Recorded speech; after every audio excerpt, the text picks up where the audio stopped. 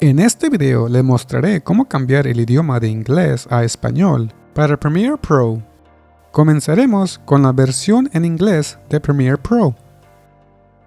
Como puede ver, cuando navegamos por nuestro menús, todo está en inglés. Para cambiarlo a español, tendremos que cambiar un ajuste en la ventana de la consola. Para acceder a esa ventana, usaremos atajos de teclado. Si está en una computadora con Windows, presionará Control y F12. Y si está en una computadora Mac, presionará Fn, Command y F12. Verá la ventana de la consola. Desde aquí, seleccionaremos estas tres líneas apiladas y seleccione Vista de base de datos de depuración. Ahora obtendrá una lista de configuraciones. Aquí escribiremos Application Language.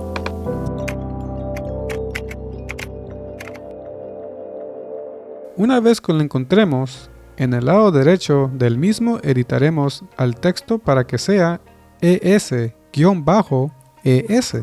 Así que aquí estará la S mayúscula y aquí la S minúscula.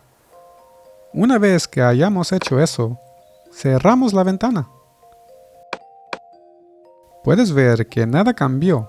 Eso es porque tenemos que reiniciar Premiere Pro para que los cambios surtan efecto.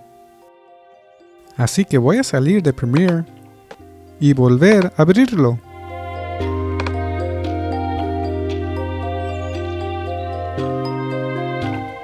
Y ahora verás Premiere Pro en español. Si deseas cambiarlo a otro idioma, dejaré un enlace en la descripción de este video, que le mostrará qué texto a escribir para el idioma que desea. Muy bien, hasta el próximo.